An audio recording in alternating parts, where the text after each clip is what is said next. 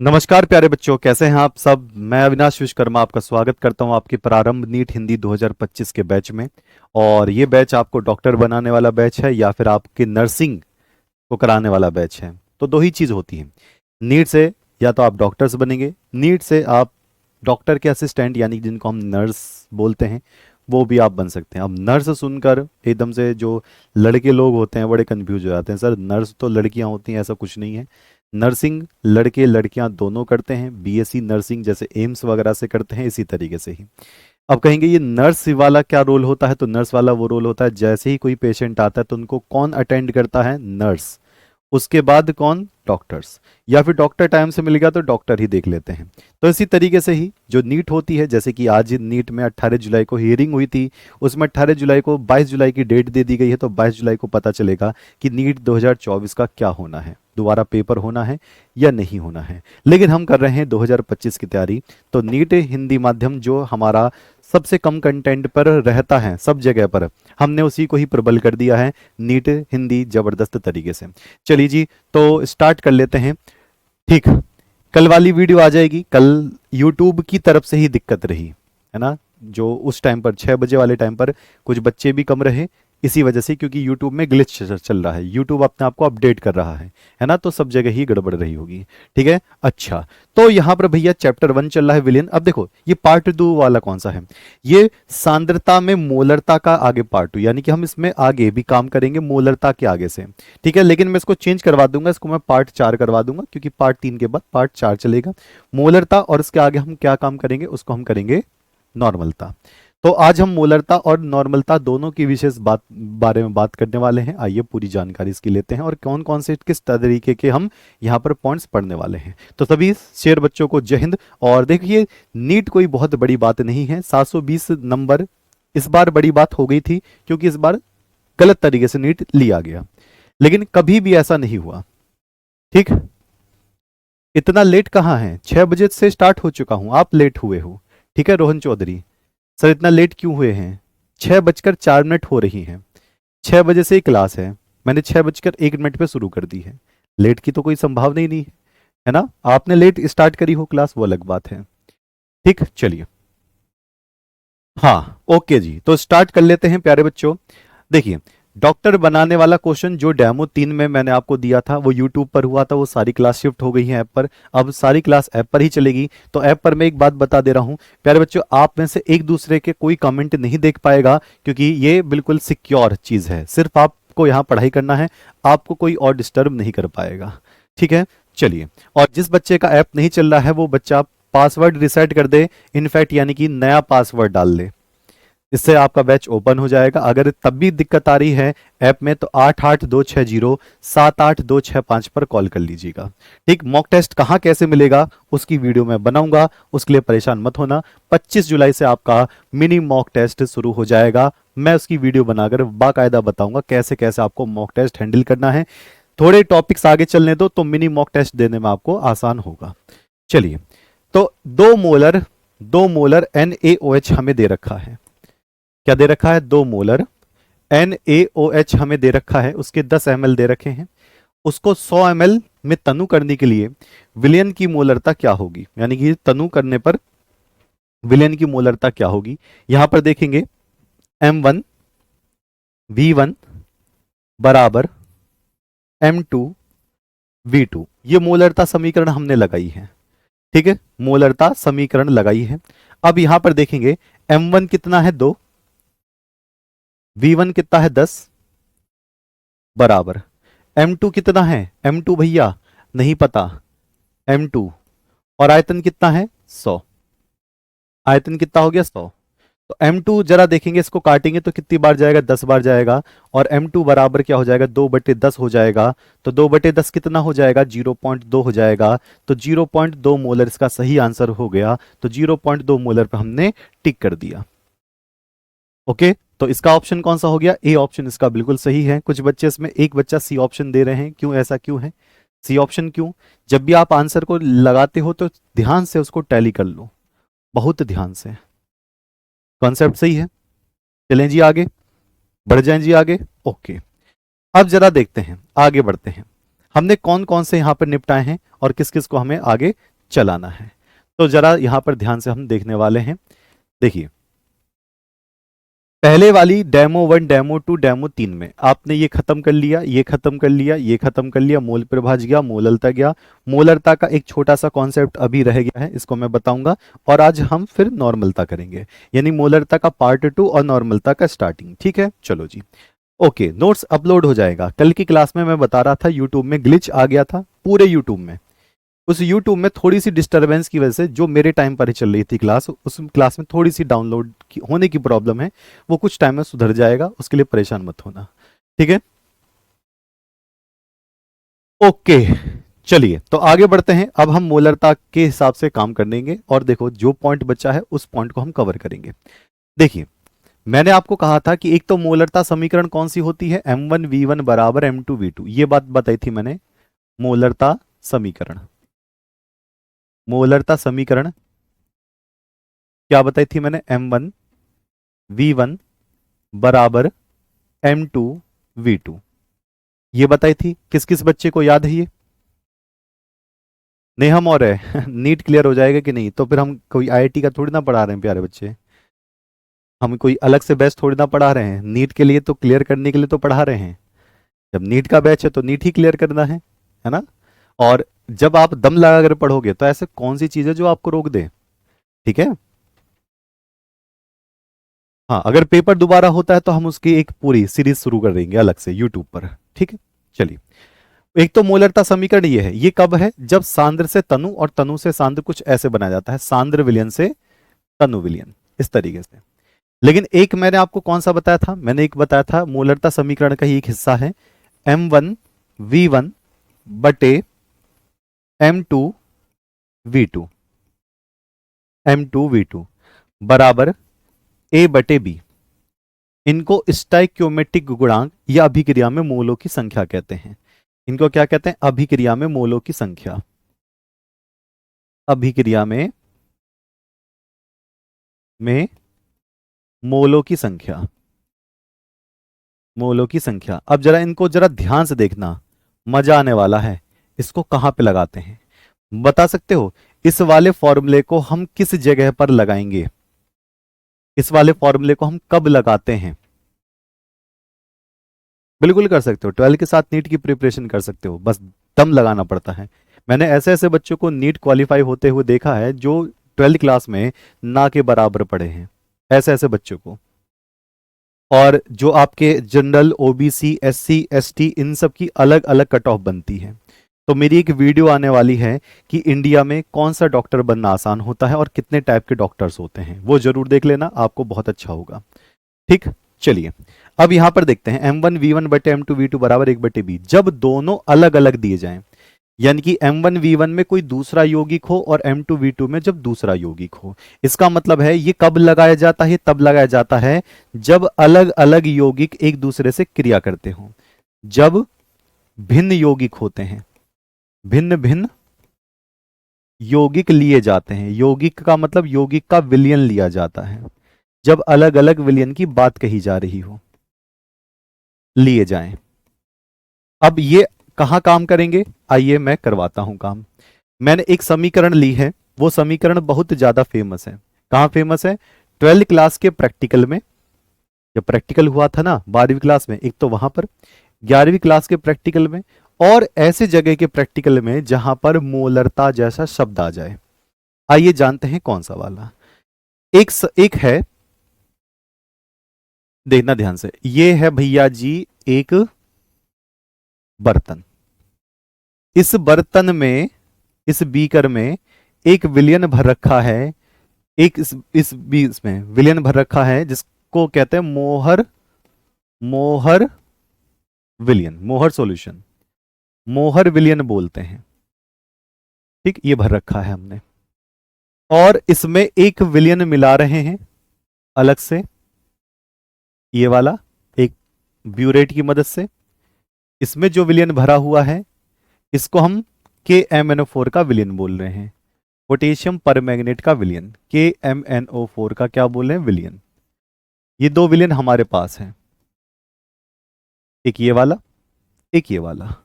ये दो विलयन हमारे पास आ गए, बिल्कुल हमारे पास आ गए। अच्छा, इसको मैं क्या मान लेता हूं, KMnO4 का नंबर 1 ले लेता हूं, इसको नंबर 2 ले लेता हूं। अब क्या करना है, अगर मुझे एक की मोलरता और एक का लीटर पता है, दूसरे का लीटर पता है, तो मैं दूसरे की मोलरता निकाल सकता हूं। बच्चों ने सोचा होगा बहुत आराम से, M1V1 बराबर M2V2। ध्यान से सुनना। मान लेते हैं मुझे इसकी मोलरता नहीं पता, M1 मुझे नहीं पता KMnO4 का, लेकिन मुझे यह पता है कि कितना वॉल्यूम, कितना V1 है। मान लेते हैं इसका V1 कितना है, 10 ml है। 10 ml मैंने इसमें खर्च किया इसमें मिलाने पर। मुझे मोहर विलियन का वॉल्यूम पता, मतलब मोलरता पता है M2, ये दिया होता है पेपर में, मान लेते हैं 1/20 है। और इसके अंदर कितना ले रखा है, मुझे इसका आयतन भी पता है 20 है। तो बच्चे सबसे ज्यादा गड़बड़ी पता है क्या करते हैं, सबसे ज्यादा गड़बड़ी ये करते हैं कि वो बिना सोचे समझे इसमें M1V1 बराबर M2V2 का सूत्र लगा देते हैं। क्यों? ये वाला M1V1 बराबर M2V2, जो बिल्कुल गलत है। बताओ क्यों गलत है, जल्दी से बता दो।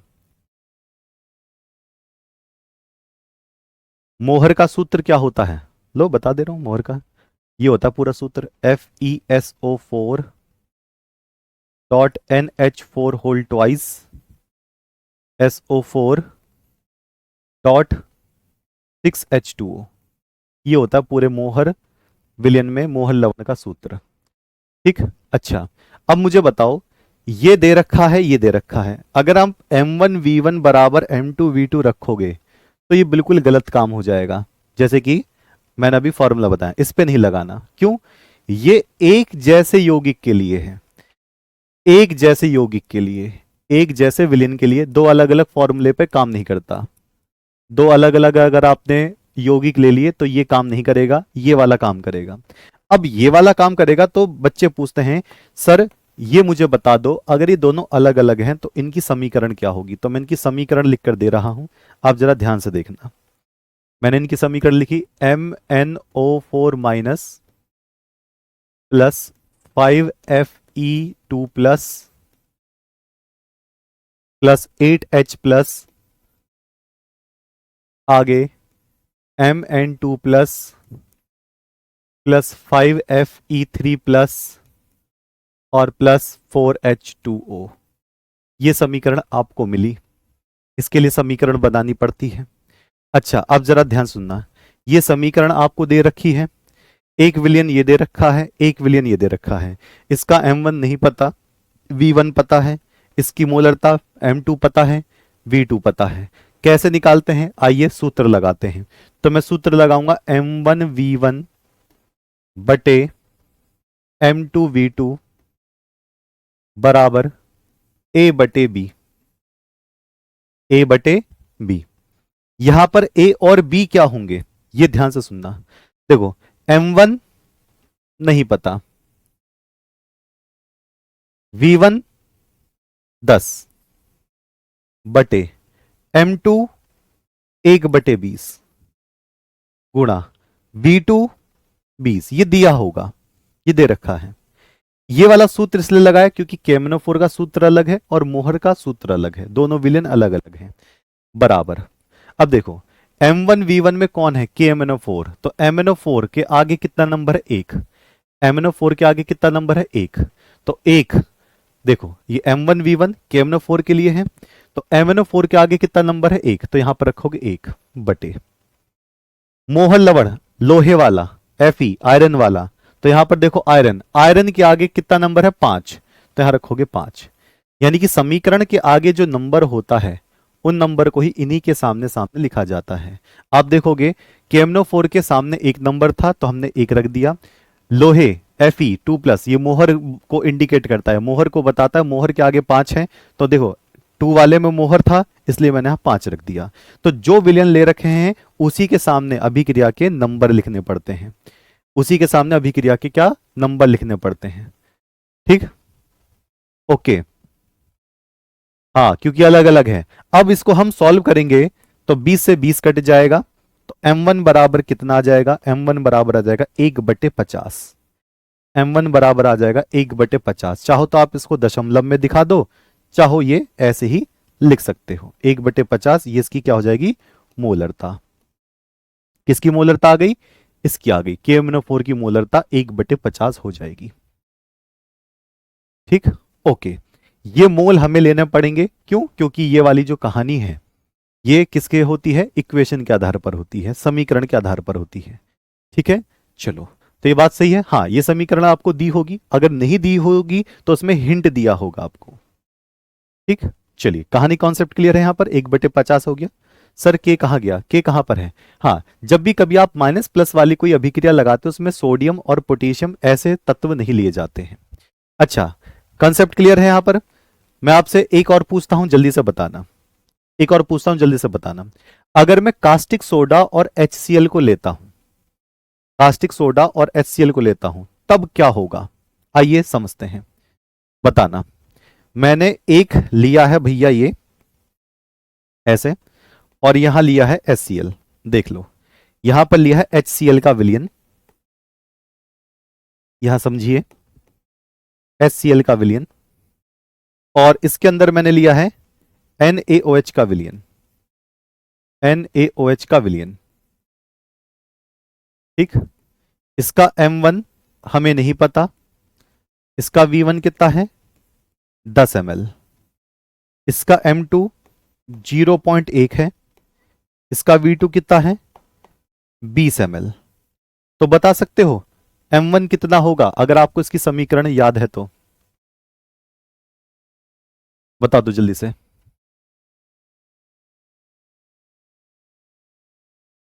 ओके, बताइए। समीकरण तो याद रखनी पड़ेगी। अब NaOH और HCl की समीकरण अगर आपको याद है तो बिल्कुल बता सकते हैं, बता दो जल्दी से। अगर इन दोनों की समीकरण आपको याद है तो बहुत आराम से आप M1 निकाल सकते हो। जैसे देखो इन दोनों की समीकरण कैसे, NaOH प्लस का HCl, आगे क्या बनेगा? NaCl और प्लस का H2O। जो महंगी वाली समीकरण, बड़ी वाली समीकरण होंगी वो दी होंगी। ठीक है, चलो अब देखते हैं। NaOH अकेला है और HCl अकेला है, तो सीधा उठा के सूत्र लगा दें, M1V1 बटे M2V2 बराबर A बटे B। M1 कितना है? नहीं पता। V1 कितना है? भैया 10। M2 कितना है? 0.1। V2 कितना है? 20। NaOH अकेला है, HCl अकेला है, तो M1 कितना आ जाएगा? M1 कितना आ जाएगा? 0 पॉइंट कितना? बता दो जल्दी से, सीधी सीधी बात है।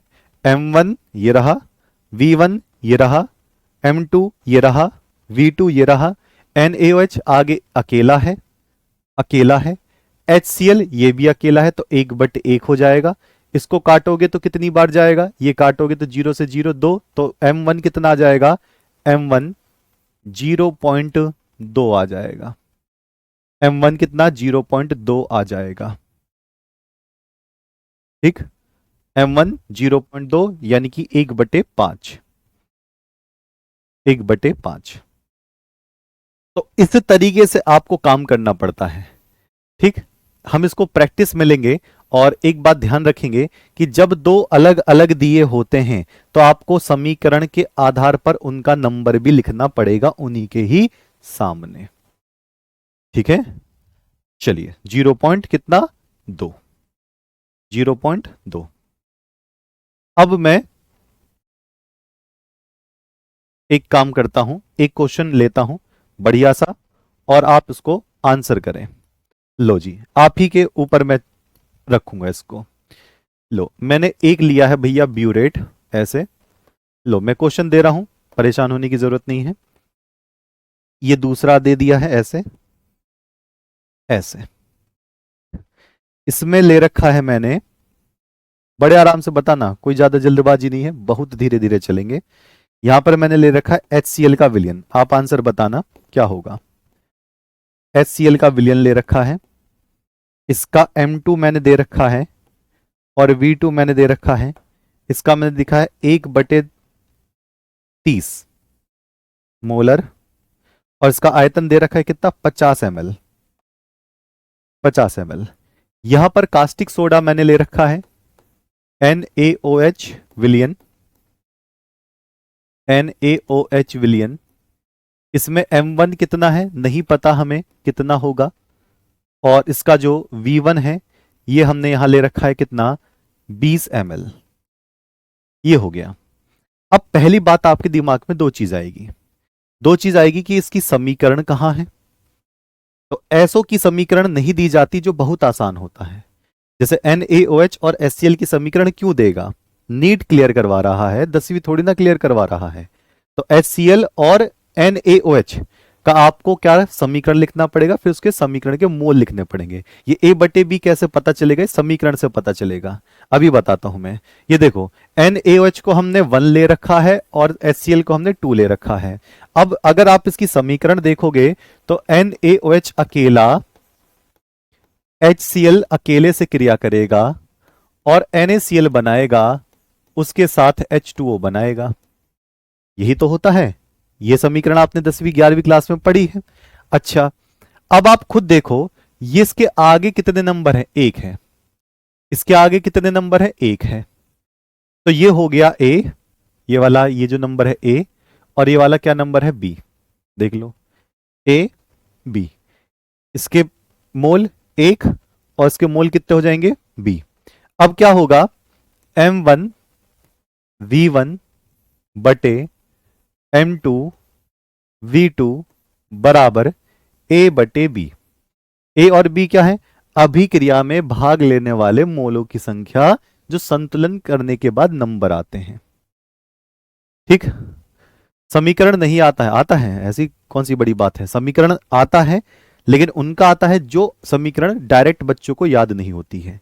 ये वाला समीकरण आपको नहीं दिया जाएगा। ठीक है, चलो, तो क्या लिखेंगे, M1 कितना है भैया, नहीं पता हमें, V1 20 बटे M2 1/30 गुणा V2 50 बराबर A 1 हो गया, B 1 हो गया। तिरछी गुणा करेंगे, सॉल्व करेंगे। M1 गुणा 20 बराबर 0 से 0 कट गया, यानी कि 5/3। इसको काटोगे तो 5 चौक इतना हो जाएगा।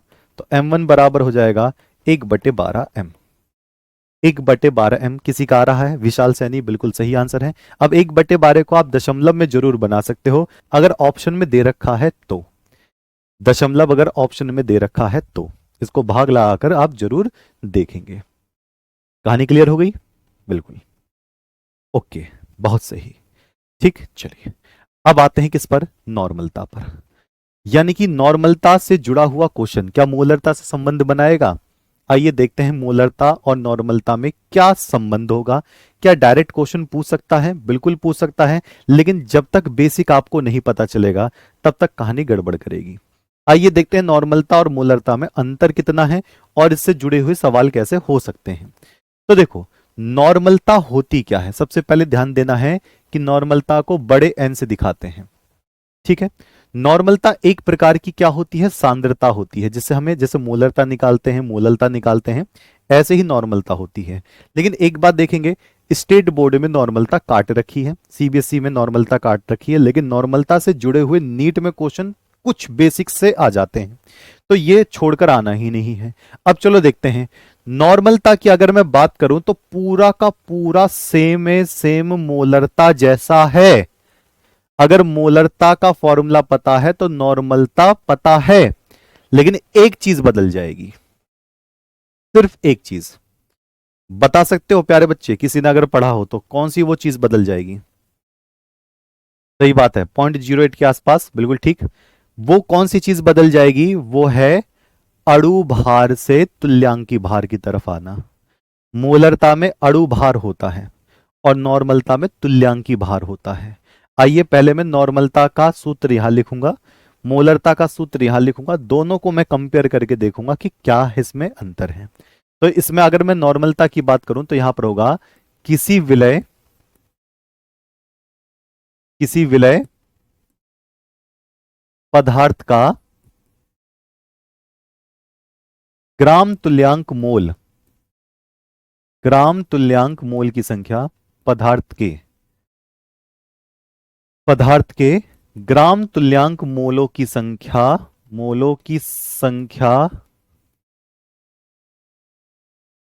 का 1 लीटर आयतन के विलयन में घुले होने पर, 1 लीटर आयतन के विलयन में घुले होने पर नॉर्मलता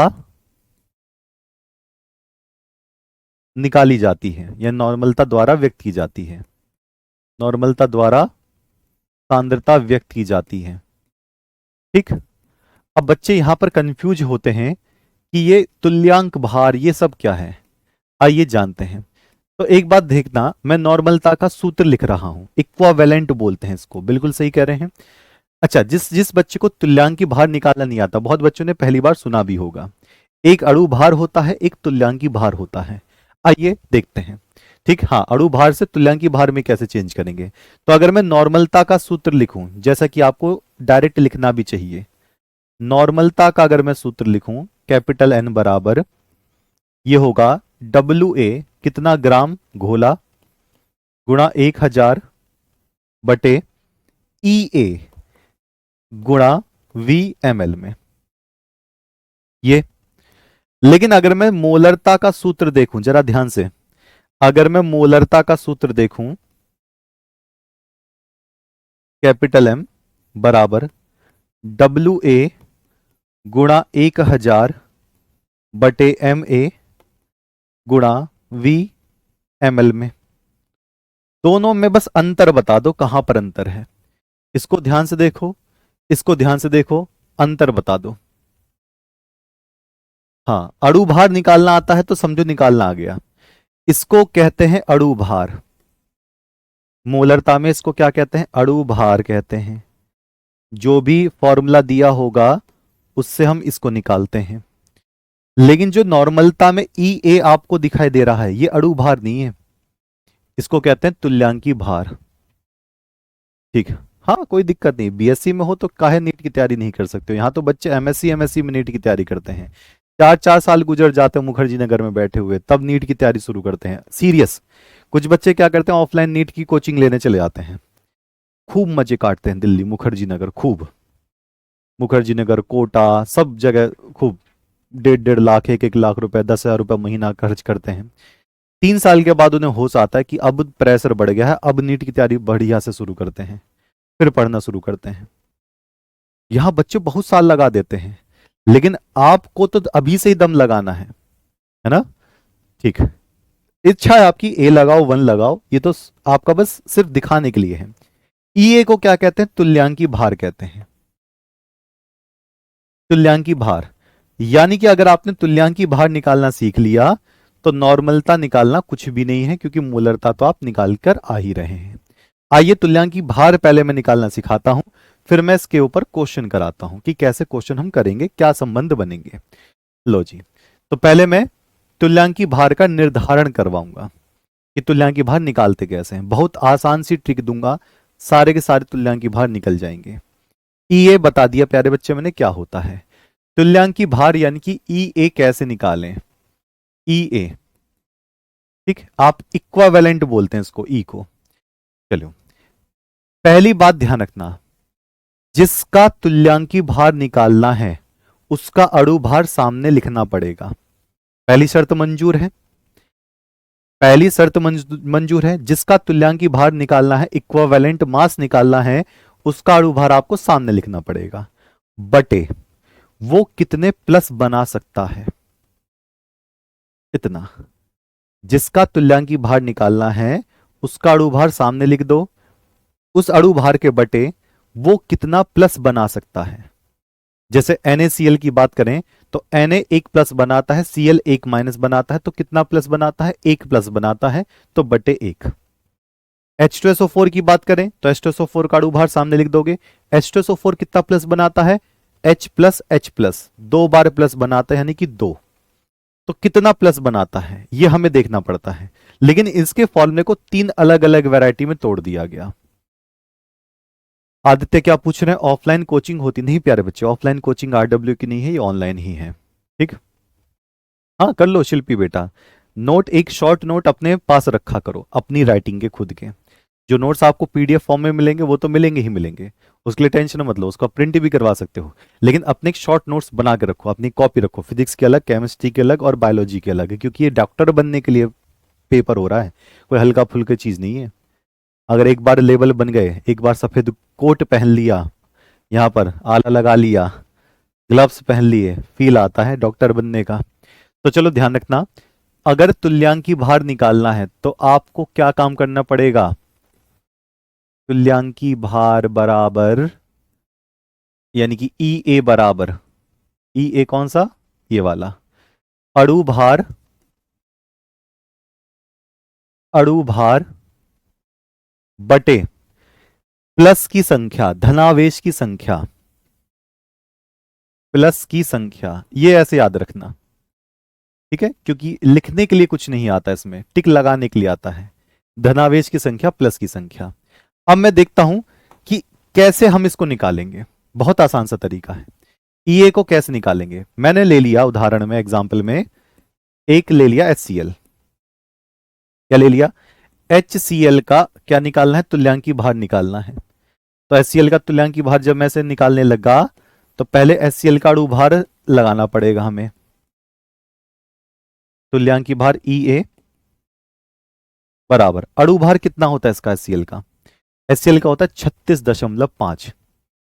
एसिड बेस सॉल्ट में भी निकलता है, हाँ, एसिड का अलग, बेस का अलग और सॉल्ट का अलग, लेकिन मैं सबको एक साथ ही कंबाइंड करके दे दिया। मैंने एक साथ ही कंबाइंड करके दे दिया, सारी झंझट ही खत्म कर दी मैंने एक साथ। इसी को कहते हैं स्मार्ट स्टडी, तभी तो एग्जाम क्रैक करोगे, नहीं तो अगर इसको ही पढ़ाता रहा तो पूरे 2-3 दिन इसी में रह जाएंगे। सब शॉर्टकट यहीं पर ही है, ठीक। चलिए, तो यहां पर देखना, HCl आपके सामने है, तुल्यांकी भार है, तो तुल्यांकी भार बराबर इसका अणु भार लिख दो, फॉर्मूले वाला वजन लिख दो सामने। तो हाइड्रोजन का कितना होता है 1 और Cl का कितना होता है 35.5। जब दोनों को हम इसको जोड़ देते हैं तो कितना हो जाएगा? 36.5 हो जाएगा। कितना? 36.5 बटे HCl कितने प्लस बना सकता है? तो देखो H प्लस और Cl माइनस, तो HCl एक ही H प्लस दे सकता है, एक, तो बटे यहां पर कर देंगे 1। तो उसका तुल्यांकी भार कितना हो जाएगा? इसका तुल्यांकी भार हो जाएगा 36.5। आंसर, इसका तुल्यांकी भार कितना हो जाएगा? 36.5 इसका आंसर। हाँ, मेरे साथ नोट्स, शॉर्ट नोट्स बनाते चलो, टेंशन मत लो। एक बच्चे पूछ रहे हैं सर आपने कितनी बार नीट दिया है? मैंने कितनी बार नीट दिलवाया है ये पूछिए, है ना, ये मत पूछिए कि कितनी बार नीट दिया है, क्योंकि मेरा केमिस्ट्री का सेक्शन है, मेरे पास क्या थी? मैथ थी। मैं बायो से नीट कैसे देता, है ना? मैंने कितनी बार नीट दिलवाया है केमिस्ट्री में, ये पूछिए, ठीक। चलो आगे बढ़ते हैं भैया, दूसरा उदाहरण देख लेते हैं। दूसरा उदाहरण साइड में कर लें, तो इसका उत्तर तो आगे 36.5। देखते हैं बच्चे इसका आंसर दे पाएंगे या नहीं दे पाएंगे, या फिर कहेंगे कि हम तो भैया बर्बाद हो गए। तो कहा मैंने भैया H2SO4, it is sulphuric acid. ये क्या है? Sulphuric acid, the king of acid बोलते हैं, यानी कि अम्लों का राजा। अब H2SO4 का अणु भार सबको पता है, सूत्र से निकाल लोगे, लेकिन तुल्यांकी भार निकालने के लिए आइए काम करते हैं। तो मैं आप इसका तुल्यांकी भार निकालना चाहता हूं, यानी कि EA निकालना चाहता हूं, तुल्यांकी भार बराबर।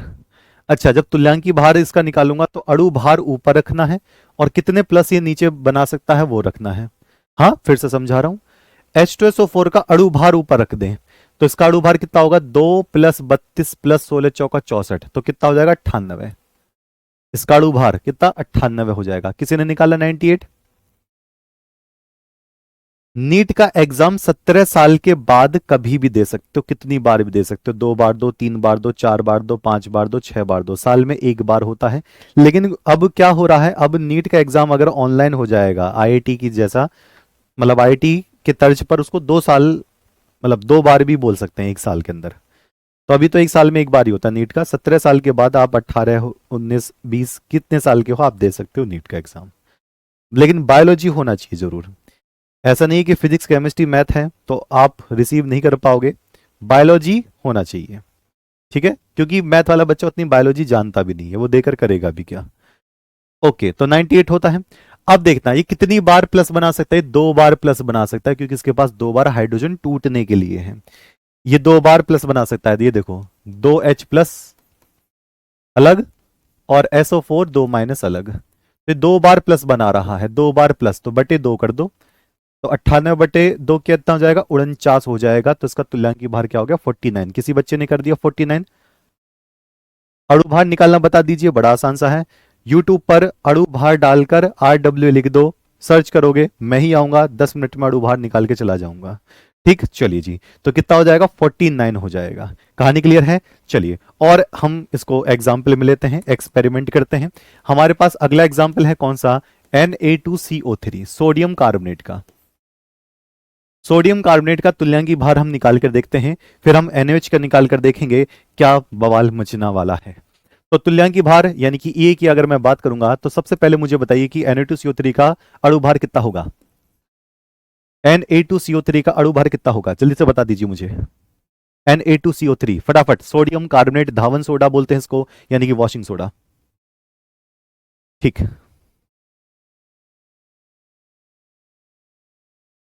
देखिए प्यारे बच्चे, एयर 1 लाना है तो बहुत मेहनत करनी पड़ेगी, बहुत ज्यादा। आपको दिन रात एक भी करना पड़ेगा। एयर 1 का मतलब है, आएगा क्यों नहीं आएगा। और ये एक होता है कि सिर्फ इंग्लिश वाले बच्चे ही नीट में टॉप करते हैं। इस बार तो धांधला हुआ, तो भैया 2024 में ये कोर्ट में केस चला गया, तो इस बार के नंबर तो मैं नंबर मानते ही नहीं हूं कि जिसके 720 में से 719 आए, 720 में से 718 आए। मैं ज्यादा ही खास नंबर नहीं मानता हूं कि धांधले हुई है तो कहीं ना कहीं गड़बड़ी हुई है। नीट के इतिहास में ये पहली बार ऐसा देखने को मिला है कि इतने ज्यादा अजीब नंबर मैंने भी देखे हैं। नहीं तो 720 में से जिसके 690 नंबर, 680 नंबर आते थे, एम्स मिल जाता था उसको। ये होता, लेकिन इस बार गड़बड़ी हो गई। हम क्या कर सकते थे, ये तो सरकार देखेगी और सुप्रीम कोर्ट देखेगी, है ना। हम बस आवाज उठा सकते हैं, हमारी आवाज इतनी है। अच्छा, 2025 में ट्रांसपेरेंसी के साथ होगा, यानी कि अगर किसी के 680, 670, 690 इस तरीके से बहुत आराम से एडमिशन मिलने वाला है, अगर ट्रांसपेरेंसी के साथ पेपर होते हैं तो। ठीक है, चलिए। ठीक, हाँ, वही एग्जाम के टाइम तक आपकी 17 साल हो जानी चाहिए, मैं कह रहा हूं। Na2CO3 का जरा मैं अणु भार निकाल कर देखता हूं। यहां पर अणु भार लिखना है, बटे कितने प्लस बना सकता है। तो सोडियम का होता है 23, तो 23 दूनी कितना हो गया, 46। कार्बन का होता है 12, ऑक्सीजन का 16, तो 16 3 48। जब हम इसको करेंगे तो यहां पर 106 निकल कर आएगा। Na2CO3 को अगर आप तोड़ोगे तो 2 बार सोडियम अलग होगा, 2 बार सोडियम अलग होगा, और CO3 2 माइनस अलग होगा। तो कितने बार प्लस बन रहा है, 2 बार बन रहा है। तो इसका तुल्यांकी भार कितना हो जाएगा, 53 निकल कर आ जाएगा। तुल्यांकी भार कितना, 53 निकल कर आ जाएगा। EA 5.2 नहीं होगा। ठीक, कंटेंट पूरा तगड़ा मिलेगा, टेंशन मत लो। मैं खुद BSc, MSc, PGDAC और PhD ड्रॉप करके आया हूं। PhD में ड्रॉपर हूं, ये सारी डिग्री मेरी केमिस्ट्री की है। ठीक है, 2 बार ऑफलाइन बैच हो चुका है, जिससे बड़े हुए बच्चे एम्स पटना में भी हैं, एम्स दिल्ली में भी हैं, मेरे पढ़ाए हुए बालक। तो कंटेंट तो ऐसा दे दूंगा, ऐसा दे दूंगा कि कहीं जिंदगी में नहीं मिलेगा कंटेंट इतने सस्ते में, इतना भयंकर कंटेंट। अगर आप सोच रहे हो कि मैं उठकर किसी एक गली में से केमिस्ट्री पढ़ाने लग गया हूं, तो आप मेरा इतिहास खंगाल कर देख लेना, इतने लंबे लंबे प्राइज लगे हुए हैं, है ना। और अगर आपको लगता है कि सिर्फ मैं हिंदी माध्यम में काम कर सकता हूं, इंग्लिश मीडियम में नहीं, तो मैं इंग्लिश लिटरेचर से MA ही हूं। तो इसलिए परेशान होने की कोई दिक्कत नहीं है, आप बहुत सही जगह पर आए हो। ठीक है, और RWA ऐसे प्रतिभा वाले टीचर्स को ही लेकर आता है, चाहे वो कहीं पर ही क्यों ना हो। कोई फेमस टीचर वाली बात नहीं है कि बहुत फेमस टीचर कोटा से उठा लाए हैं, ऐसा कुछ नहीं है। वो जो हैं, जो तैयारी करा रहे हैं, लगातार तैयारी करा रहे हैं, लेकिन उनमें करंट है, दम है, कंटेंट में दम है, और कम से कम फीस में काम करवा सकते हैं, वो RWA काम कर सकता है। और मैंने बहुत प्लेटफॉर्म देखे, लेकिन मुझे ऐसा नहीं मिला। ठीक, चलिए एक और मुझे बताइए, नंबर 4 मैंने यहां पे लिखा NaOH, एक बताते फिर हम आगे का क्वेश्चन करेंगे। NaOH मिला मुझे, NaOH का तुल्यांकी भार जल्दी से मुझे निकाल कर दे दो कुछ सेकंड के अंदर। NaOH का कुछ जल्दी से सेकंड में दिखा दो। EA बता दो जल्दी से फटाफट, तुल्यांकी भार क्या होगा। सर Na का 11 परमाणु भार नहीं होता प्यारे बच्चे, Na का 23 होता है, परमाणु क्रमांक होता है Na का 11। ओके। एमबीबीएस 2025 में 700 नंबर तक मिल जाएगी, 710, 700, इतने तक, 700 से लेकर 710। और जो एमबीबीएस होती है, जैसे एम्स में लेनी है तो दिल्ली एम्स में अलग मिलती है, बिहार एम्स में अलग वो लगती है लिस्ट, ये सारी लिस्ट अलग होती है, उस पर मैं अलग से वीडियो बनाऊंगा। ठीक है, अभी तो एक वीडियो मेरी आने वाली है कि डॉक्टर्स कितने टाइप के और कौन से डॉक्टर बनना आसान है। ठीक, चलिए। तो यहां पर देखेंगे NaOH तुल्यांकी भार Ea, तो इसका मैं अणु भार निकालूंगा तो कितना मेरा निकल कर आया 40। ये सोडियम 1+ यहां पर Na+ अलग बना रहा है और OH- अलग बना रहा है, तो 1+ यहां पर आपको दिखाई दे रहा है, तो 1 कर दो तो कितना हो जाएगा, 40 हो जाएगा। अब आई होप, आशा करता हूं कि ये आपको तुल्यांकी भार निकालना आ गया होगा, ये इतना ज्यादा आसान है। ठीक, अच्छा। अब यहां पर देखते हैं कि अगर आपको नॉर्मलता में तुल्यांकी भार निकालना आ गया है तो आप किसकी नॉर्मलता आसानी से निकाल पाओगे, चलो चेक करते हैं। मैंने एक चीज दी है और देखते हैं जरा ध्यान से। यहां पर एक विलियन लिया है मैंने, ऐसे, इस तरीके से। इस विलियन को ले लिया है, 500 ml विलियन है कोई, ये रखा है इस तरीके से। इसके अंदर, इसके अंदर कितना, 4.9 ग्राम H2SO4 मिलाया गया, तब ये पूरा विलियन बना। विलियन कितना है टोटल, 500 ml आयतन, 4.9 ग्राम H2SO4 इसके अंदर मिलाया गया है। इसकी नॉर्मलता मुझे बता दो कितनी निकल कर आएगी। ऐसे क्वेश्चन आ गया सामने, नॉर्मलता यानी कि n बराबर पूछा गया है। और अगर नॉर्मलता का मात्रक कहोगे तो यहां पर मात्रक आप इसको बड़े आसान से नॉर्मल लिख दो, नॉर्मल या फिर छोट बड़ा n। अब बता दो इस वाले क्वेश्चन का आंसर क्या होगा, नॉर्मलता बराबर सूत्र रख देंगे।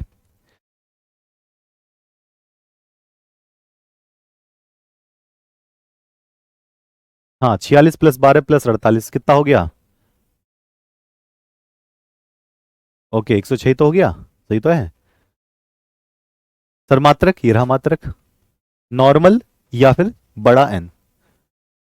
अब बताइए, 500 ml आयतन है, 4.9 ग्राम H2SO4 इसके अंदर मिलाया है, पूरे विलियन का आयतन, तो इसकी नॉर्मलता क्या होगी, ये क्वेश्चन मार्क है।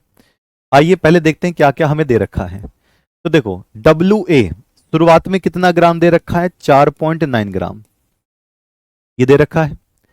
फिर EA अभी हम निकाल लेंगे बड़े आराम से, और VML में कितना दे रखा है, 500 ml दे रखा है।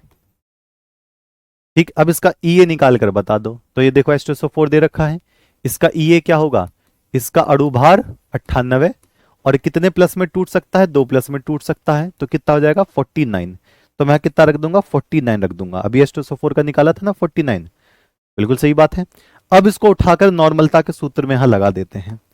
क्या लगा देते हैं, नॉर्मलता के सूत्र में, नॉर्मलता बराबर W गुणा 1000 बटे M, M नहीं आएगा, E आएगा, E गुणा V ml में। अब रख दो, W कितना है, 4.9 गुणा 1000 बटे EA कितना है तुल्यांकी भार 49, और V कितना है यहां पर 500। जब हम इसको काटेंगे, जब हम इसको क्या करेंगे, काटेंगे, तो कितना आएगा, जल्दी से बता दीजिए आंसर कितना। 500 से इसको काट दिया 2 बार, इसको काट दिया 0.1 बार, आंसर कितना आएगा, 0.2। नॉर्मल, नॉर्मल का मतलब n, नॉर्मल का मतलब कितना, n। कहानी समझ में आई, बिल्कुल क्लियर हुआ। ओके, अगर मैं इसको घुमा कर दूं, चलो तब बताना क्या होगा। अगर मैं इसको घुमा कर दूं तो बताना क्या होगा, बताओगे। चलिए, मैंने अगला क्वेश्चन दिया है, अगला क्वेश्चन आपके लिए जबरदस्त क्वेश्चन है। मैं लिखूंगा अगले क्वेश्चन को, ध्यान से देखना, बहुत ज्यादा फोकस से। 3.65 ग्राम, 3.65 ग्राम HCl, HCl का 100 ml विलियन दिया गया है,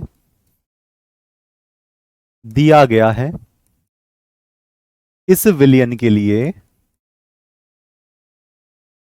इस विलयन के लिए मोलरता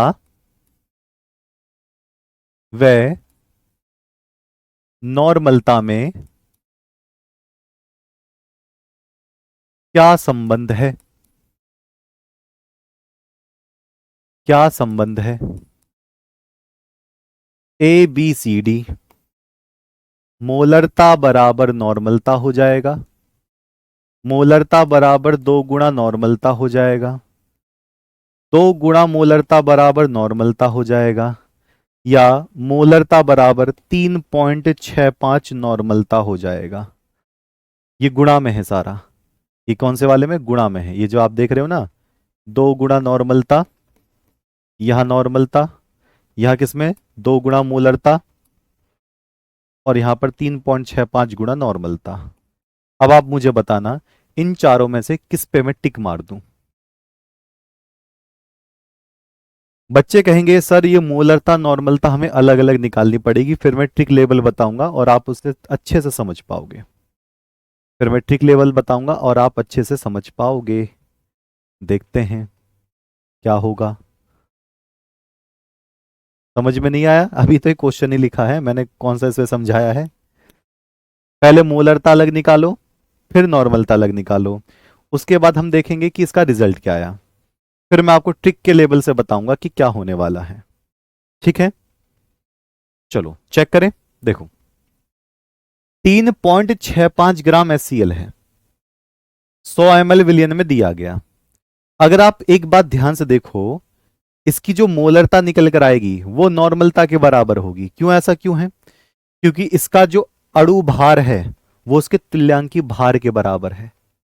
देख लो, HCl का अगर मैं अणु भार देखूं Ma, HCl का मैं अणु भार देख लूं, क्या देख लूं? Ma देखूं, तो ये किसके बराबर है?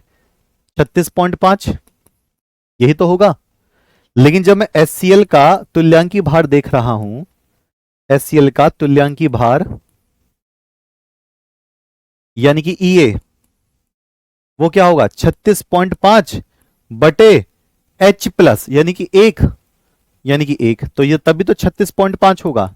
जिसका अणु भार और तुल्यांकी भार एक जैसा होता है, जिसका अणु भार तुल्यांकी भार एक जैसा होता है, बराबर है ये दोनों, उसका मोलरता और नॉर्मलता भी बराबर होता है। उसका मोलरता और नॉर्मलता भी बराबर होगा। कहानी समझे बाबूजी? बिल्कुल सही समझे। तो ये छोटा सा तरीका है, जिसका अणु भार व तुल्यांकी भार बराबर है, समान है, समान है, उसकी मोलरता और नॉर्मलता में कोई फर्क नहीं होता है। ए इज द राइट ऑप्शन। इतना दिमाग ही नहीं लगाना, इतना दिमाग ही नहीं लगाना है। कॉन्सेप्ट क्लियर है? अच्छा, यहां पर बच्चे सोच रहे होंगे अगर HCl की जगह H2SO4 देते तो क्या होता। यही वाली बात। चलो निकाल लें, अगर अलग होगा तो। अगर अणु भार और आपका तुल्यांकी भार समान है तो दोनों बराबर होंगे। अगर अलग हो गया तो क्या करना पड़ेगा? ठीक, चलिए जरा देखते हैं। एक बार फिर से एक्सप्लेन कर दें, कोई बात नहीं। HCl का अणु भार कितना आया? 36.5 आया। इसका जब आपने तुल्यांकी भार निकाला तो 36.5 बटे 1 ही तो करोगे, क्योंकि H प्लस 1 ही है, तब भी 36.5 आया। दोनों का ही बराबर है अणु भार तुल्यांकी भार, और दोनों के सूत्र में ही अणु भार तुल्यांकी भार अलग होते हैं, लेकिन इसमें बराबर आ गए तो एक ही तो बात हुई। चाहे मोलरता निकालो चाहे नॉर्मलता निकालो, दोनों बराबर ही होगा। लेकिन अगर समान ना हो तो क्या करना है? अगर ये समान ना हो तो क्या करें? अच्छा, ये वाली बात है, अगर समान नहीं हुआ तो लो जी, मैं यहां पर करके दिखा रहा हूं। एक अगला क्वेश्चन निकालकर हम इसमें पॉइंट करेंगे।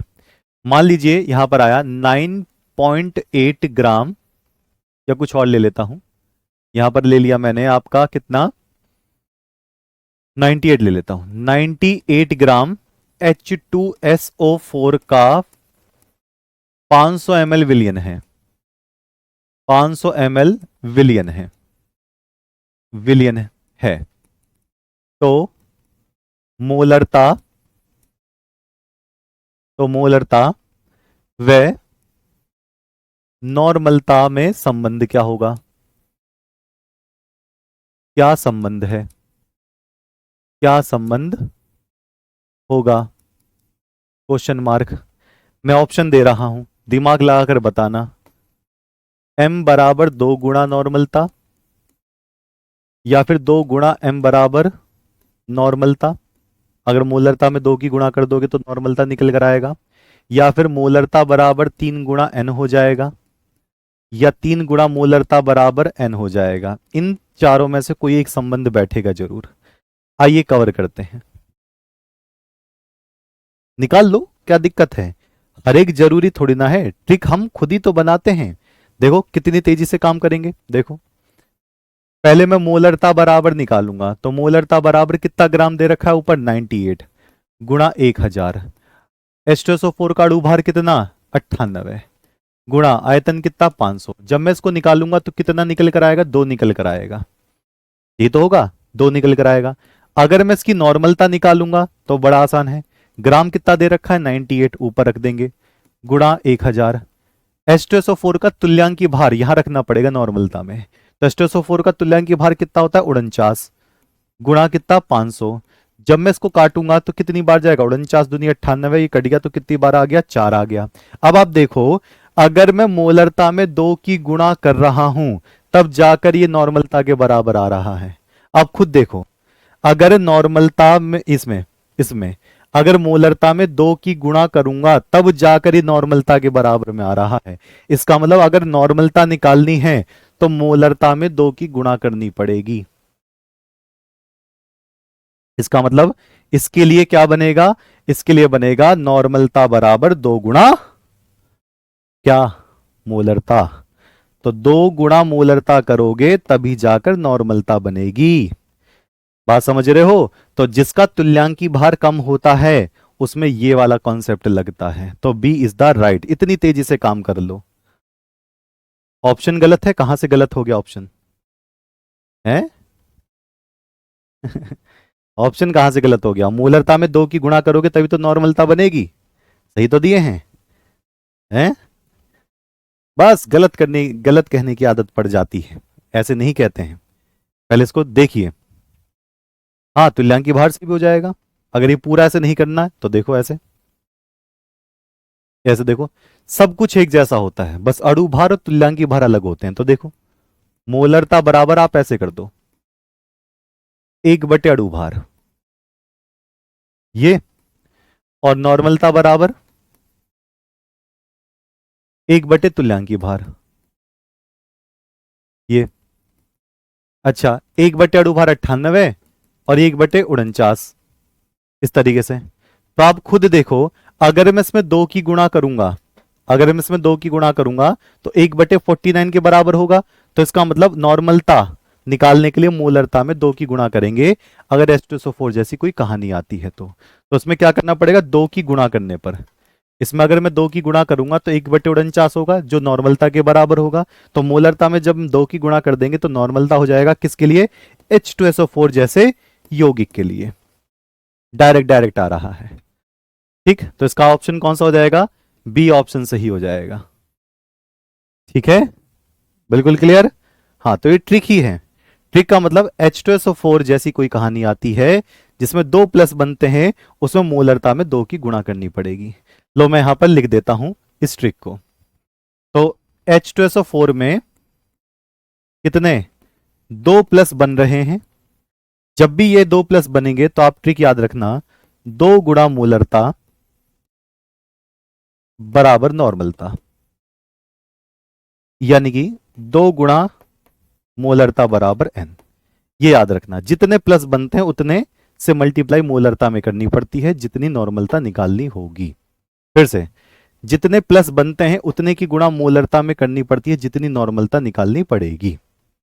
ठीक, ओके।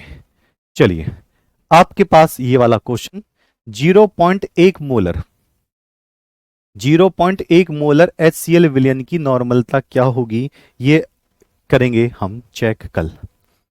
ठीक, और ये क्लास जो प्यारे बच्चों ऐप पर जो क्लास रहेगी आपकी, ये मंडे टू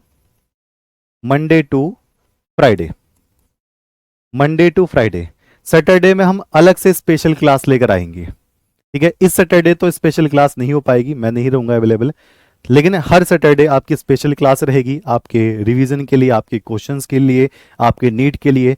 तो ये जो ऐप पर क्लास रहेगी बेसिक, ये मंडे टू फ्राइडे रहेगी, सैटरडे में आपकी स्पेशल क्लास यूट्यूब पर रहेगी।